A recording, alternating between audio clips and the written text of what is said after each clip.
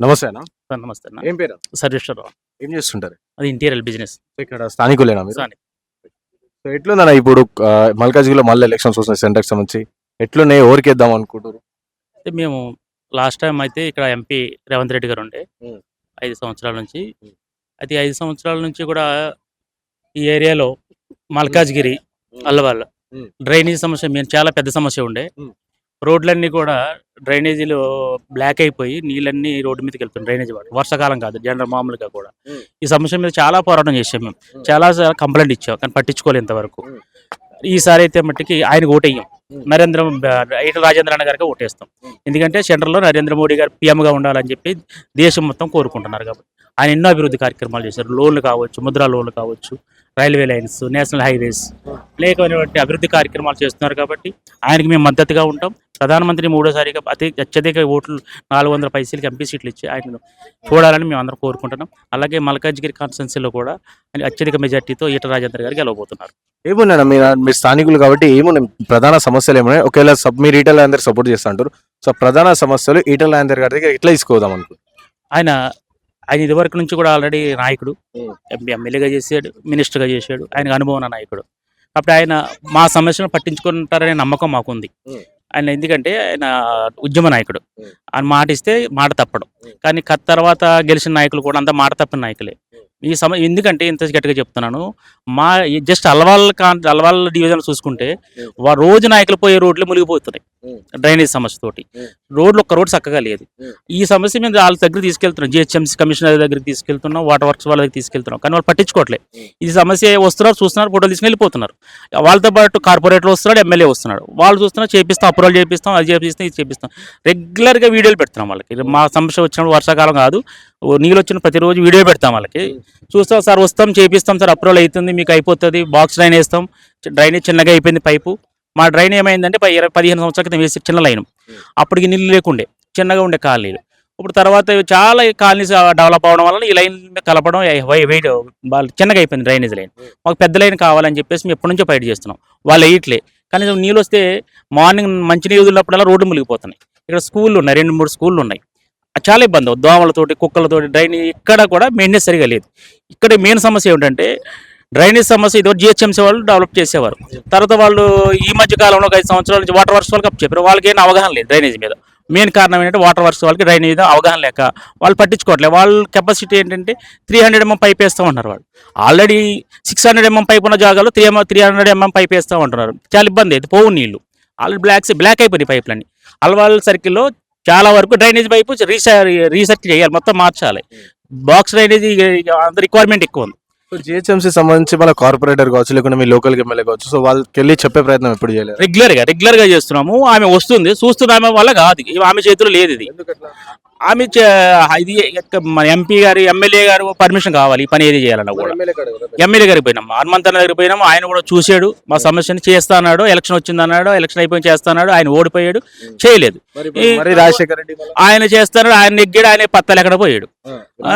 రాలే మళ్ళీ ఎక్కిన తర్వాత. ఆ నెగ్గ ముందు చూసుకున్నాడు, అన్ని చేపిస్తానని లెటర్ అయ్యిందని లెటర్ ఇచ్చినాం, చేయలే. విజయశాంతి మేడం ఉంది, ఆమె కూడా వస్తుంది, చూస్తుంది, పోతుంది. అప్రూవల్ అయిందన్న హనుమంతన్న చేపిస్తున్నాడు. అప్రూవల్ వాళ్ళిద్దరు పార్టీలో ఉన్నప్పుడు చేపిస్తామని ఇద్దరు ఉండే. ఆయన మళ్ళీ పార్టీ మారిండు, ఆయన ఓడిపోయిండు. ఈమెతో కాదు, ఈమె ఏంటంటే జస్ట్ చెత్త క్లీనింగ్, చిన్న సమస్యలు ఉంటే స్పందిస్తే చేపిస్తుంది. మెయిన్ సమస్య ఏదైనా ఉంది, చేయలేదు. మళ్ళీ ఇప్పుడు ఇది మెయిన్ సమస్యగా చెప్తారు కదా. సో ఇది ఈటల రాజేందర్ అంటే ఇప్పుడు వరకు ఒకవేళ క్యాంపెయిన్లు వస్తాయి కావచ్చు, సరే చెప్పే ప్రయత్నం ఇప్పుడు చేసాం. మొన్న వచ్చారు ఇక్కడికి, వేరే కాలనీతో మీటింగ్ పెట్టుకున్నప్పుడు కూడా చెప్పాను నేను, ఈ సమస్య చాలా నుంచి ఉంది సార్, ఇది ఎమ్మెల్యే గారు చెప్తే చేయలేదు, కార్పొరేటర్ కూడా చేయలేదు. కాబట్టి మీరు దయచేసి మీరు నెగ్గిన తర్వాత ఫస్ట్ టెక్వర్ చేయాలి పని అయితే అని చెప్పాను నేను. ఖచ్చితంగా చేపిద్దామన్నా, వస్తాను నేను, చూసి మీకు విజిట్ చేస్తాను నేను, చూసి మనం చేద్దామని చెప్పాను నేను. అలా రామచంద్రరావు గారి దృష్టి కూడా తీసుకెళ్ళాము. ఆయన కూడా ఇదే చెప్పాడు, మనం నెగ్గితే మనం ఏదైనా వెళ్ళి మాట్లాడవచ్చు ముందుకని చేపిస్తామని అంటున్నాడు. రామచంద్రాన్ని కూడా చూసిపోయిండు. అయితే ఇట్లా ఈసారి మల్కాజ్గిరి మాత్రం పక్క ఈటల 100% గెలుస్తాడు. ఎందుకంటే ఇంకా సోప్స్ లేదు, 2 రోజులు లేదు. ఏమంటారు అంటే ఇటు ఎమ్మెల్యేగా గెలవని అతను ఎంపీగా ఏం గెలుస్తాడు అని చెప్పి. ఎమ్మెల్యేగా గెలవకపోవడం ఏంటి, 4 సార్లు గెలిచాడు ఆయన. అది అంత పెద్ద కుట్ర జరిగింది, పెద్ద స్కామ్ జరిగింది. ఆయన ఓడించాలని అందరూ ఏకమై ఓడించారు ఆయన. కానీ మల్కాజ్గిరి ఈ పరిస్థితి, ఆ పరిస్థితి లేదు ఇక్కడ. అంతా ప్రజలు కోరుకుంటున్నారు ఆయన రావాలని, మోడీ నాయకత్వం రావాలని ప్రజలు కోరుకుంటున్నారు. కాబట్టి ఇలా అంత స్వచ్ఛందంగా ఇలా ఓటేయడానికి అందరూ రెడీగా ఉన్నారు బీజేపీ పార్టీ. అది మెయిన్ అయితే అది ప్లస్ ఆయన మాకు డెవలప్మెంట్ చేస్తారని నమ్మకం అయితే ఉంది. Hmm. ఒకసారి ఈయన కూడా అవకాశం ఇద్దామనే ఉద్దేశం ప్రజలు కూడా అనుకుంటున్నారు. ఓకే. ఎవరు ఈటల రాజేందర్ ఈటల రాజేందర్ గారికి మీరు ఈటల రాజేందర్ సపోర్ట్ చేస్తారు? సపోర్ట్ 100% సపోర్ట్ చేస్తాం. నమస్తే మేడం. నమస్తే, ఏం పేరు మేడం? నా పేరు వీణా, నేను కంటెస్టెడ్ కార్పొరేటర్. ఓకే. ఇక్కడ కంటెస్టెంట్ కార్పొరేటర్ కాబట్టి మేడం చెప్పు, ఇప్పుడు కాంగ్రెస్ గెలిచింది ఇక్కడ. సో ఎట్లుంది మేడం కాంగ్రెస్ పరిపాలన? చాలా హీనంగా ఉంది. Hmm. ఎందుకంటే 6 గ్యారంటీలు ఇచ్చిండు కూడా ఆయన ఏం చేయలేకపోయిండు. ప్రతి ఇంటికి మేము క్యాన్వాసింగ్ పోయినప్పుడు ప్రతి ఒక్కరు చెప్తున్నారు, అమ్మ ఈసారి మోడీ మనకు రామ మందిరం కట్టించిండు కాబట్టి దాని ద్వారా మేము అక్షంతలు, మేము ప్రతి ఇంటికి మేము పూజ చేసుకొని అక్షంతలతోని పూజ చేసుకొని ఉన్నాం కాబట్టి మేము ఈసారి నరేంద్ర మోడీకి తప్ప మేము ఎవరికి వేయమని చెప్పి చెప్తున్నాం. Hmm. కంపల్సరీ అది డెఫినెట్. ఈటల రాజేందర్ అన్న కూడా గెలుస్తున్నాడు. ఎందుకు మేడం బీజేపీకి ఓటేయాలని చెప్పేసి ప్రజలు కానీ ఎందుకు అంత ధీమాగా ఉన్నారు? బీజేపీ చాలా అన్ని పార్టీలు 3 సార్లు వచ్చినాయి కానీ ఏదైనా కానీ తప్పు చేసే పార్టీలు ఏవైనా ముందే వస్తాయి. Hmm. నిజాయితీగా వచ్చే పార్టీ లాస్ట్ వస్తుంది. Yes. కాబట్టి అది ఎప్పటికీ విన్నే. కానీ ఇటు చూసుకుంటే మల్కాజ్గిరిల కంటే బీజేపీ గెలిస్తే ఏం చేయదు. ఈడ మేము స్టేట్ లో మేము అధికారంలో ఉన్నాము కాబట్టి కాంగ్రెస్ గెలిస్తేనే ఏదో ఒకటి మల్కాజ్గిరికి చేస్తామని చెప్పేసి కాంగ్రెస్ పార్టీ అనుకుంటున్నారు. లేదు లేదు, 6 గ్యారెంటీలు ప్రజలంతా ఇప్పుడు మేము క్యాన్వాసింగ్ పోతుంటే అమ్మ ఈ వచ్చే ఆ, ఇదేంది పెన్షన్లు కూడా మాకు కరెక్ట్ రావడం లేదు, మరి ఇప్పుడు మళ్ళీ మేము వేస్తే మళ్ళీ మేము ఎక్కడ పోతామని చెప్పి అడుగుతున్నారు. మమ్మల్ని అడుగుతున్నారు కదా, ఈసారి మాకు బీజేపీకి వేయండి, ప్రతిదీ మేము చేసి పెడతామని చెప్పి ఎట్లుంది మేడం అంటే ఈటల రాజేందర్ గారి గురించి టాక్ ఎట్టుంది పబ్లిక్ లో? చాలా బాగుంది. Hmm. చాలా బాగుంది, డెఫినెట్గా గెలుస్తాడు. నరేంద్ర మోడీ కూడా మూడోసారి ముచ్చటగా మూడోసారి ప్రధానమంత్రి అవుతాడు. నా 4th టైం కూడా మళ్ళీ వస్తాడు. అంటే ఇటు కాంగ్రెస్ పరిస్థితి ఎట్లా? మళ్ళీ రాహుల్ గాంధీ భారత్ జోడో న్యాయయాత్ర అని చెప్పేసి ఆ నుంచి ఇడికి తిరిగి ప్రజలు తెలుసుకోరు, ప్రజల సమస్యలు తెలుసుకోరు. మనం ఎవరు? రాహుల్ గాంధీ గారు. రాహుల్ గాంధీ లేడు ఇంకా, ఆయన ఈటలీ ఇంకా ఎప్పుడో వెళ్ళిపోవాలి. ఏదో ఇప్పుడు తప్పనిసరి ఏదో వచ్చిండు కానీ ఇంకా మళ్ళీ రాడిగా, అవసరం లేదన్నా. ఎంత ప్రధానమంత్రి వచ్చిండంటే తొక్కేయవలసిందే వాళ్ళు. ఎందుకంటే ప్రధానమంత్రి మంచి పనులు చేస్తున్నాడు. ఆయన ఇంటికి సంబంధించింది సంబంధం లేదు, ఆయన భారతదేశానికి కష్టపడుతున్నాడు. అంటే భారతీయులు నా మనుషులు అని చెప్పి ఒక ఇంటి పెద్ద మనుషులుగా నిలబడుతున్నాడు. తను చూసి మనము ఈ పార్టీలు నేర్చుకోవాలి. ఇవాళ మల్లారెడ్డి అంటున్నాడు ఈటల రాజేందర్ అన్న, మల్కాజ్గిరికి నువ్వే ఎంపీ అని చెప్పి అని అంటున్నాడు.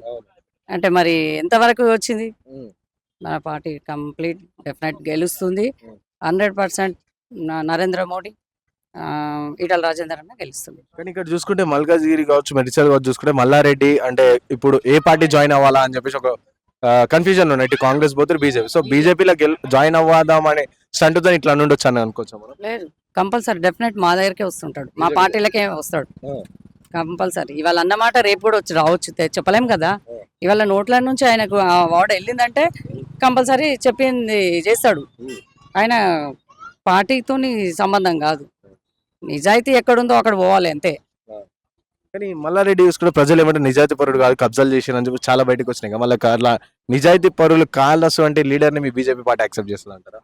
ఆ బీజేపీ పార్టీ అట్లా ఏం లేదు కానీ చూస్తుంది, అంటే ఎవరు మంచి వ్యక్తి అని చెప్పి కూడా చూస్తారు కదా.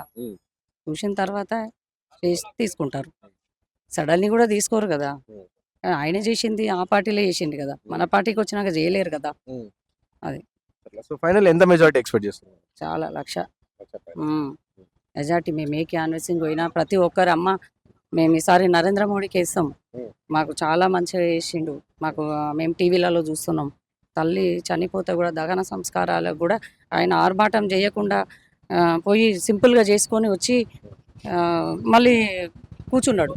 అంటే అది ఎంతవరకు ఇలా అలా మమ్మీ ప్రతి ఒక్కరు తల్లి చనిపోతే చాలా పెద్దగా చేసుకుంటారు, కానీ అట్లా లేకుండా ప్రపంచంలో ఎవరికి తెలియకుండా తల్లి అంటే ఎంత ఒక ఆయన చేసిండు కాబట్టి ఆ విలువ ఉన్నది. కాబట్టి నరేంద్ర మోడీ కంపల్సరీగా మూడోసారి కాదు 4వ సారి కూడా వస్తాడు.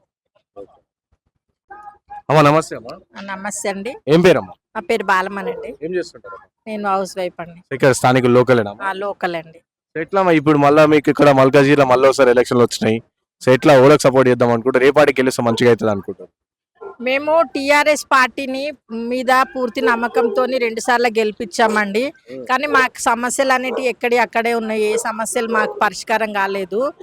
మొన్న కూడా మేము టిఆర్ఎస్కు వస్తే బాగుంటుందని అనుకొని గెలిపిస్తే ఆయన ఇంతవరకు పత్తలేడు. మరి రాజశేఖర్ రెడ్డి గారు అసలు మా కాలనీలు ఎట్లున్నాయి ఏమి అనేది ఇప్పటివరకు వచ్చి చూడలేదు. ఇప్పటివరకు మమ్మల్ని కలవలేదు. గెలవక ముందు కలవలేదు, గెలిచినాక కూడా కలవలేదు. కాకపోతే మేము టిఆర్ఎస్ మీద నమ్మకంతో వేసాము. ఆయన ఎవరో కూడా మాకు తెలియదు. అయినా కూడా వేసి గెలిపిస్తే ఇంతవరకు వచ్చి చూడలేదు. ఇప్పుడన్నా మంచి నాయకులు రావాలని కోరుకుంటున్నాము. మా కాలనీ సమస్యలన్నీ పరిష్కారం కావాలనుకుంటున్నాము. ఇప్పుడన్నా మంచి నాయకులు కావాలని మేము కోరుకుంటున్నాం.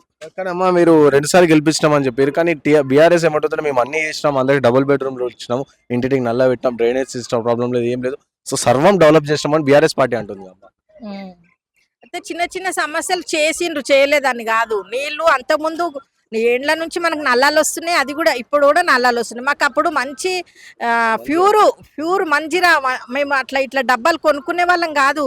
అప్పుడు ఫస్ట్ కాంగ్రెస్ ప్రభుత్వం ఉన్నప్పుడు ఇట్లా మేము కొనుక్కునే వాళ్ళం కావు. అవే నీళ్లు తాగే వాళ్ళము. ఇప్పుడు ఆ నీళ్లు తాగాలంటే మాకు భయం అవుతుంది. పురుగులు వస్తాయి దాంట్లో, అంత డ్రైనేజీలు వాటర్ కలుస్తుంది అందులో. దాన్ని ఎవరు పట్టించుకుంటూ లేరు. వస్తాయి, నల్లలు చేసిండ్రు, అన్ని చేసిండ్రు. కానీ ఇక్కడ లోకల్ ఉన్న వాళ్ళు చూసుకోవాలి కదా, అందులో ఏం కలుస్తున్నాయి, వాటర్ మంచిగా వస్తుందా లేదా అనేది. ఫిల్టర్ ఇప్పుడు మంచి వాటర్ వచ్చినాక ఇన్ని ఫిల్టర్ గల్లీ గల్లీకి ఎందుకు పడ్డాయి చెప్పండి. ఇప్పుడు మేము అప్పుడు నెలకి మేము ఒక 30-40-50 రూపాయలు కడుతుంటే మీ వాటర్ బిల్లు. ఇప్పుడు ఎంత అవుతుంది తెలుసా మాకు? రోజుకు 10 రూపాయలు, నెలకి 300 కడుతున్నాం నీళ్ళకి. మరి అది ఎవరి వల్ల? ఇప్పుడు ఎవరి వలన? పరిపాలన మంచిగా ఉన్నప్పుడు మేము నీళ్లు కొనుక్కునే పరిస్థితి ఎవరి వలన వచ్చింది చెప్పండి మీరే.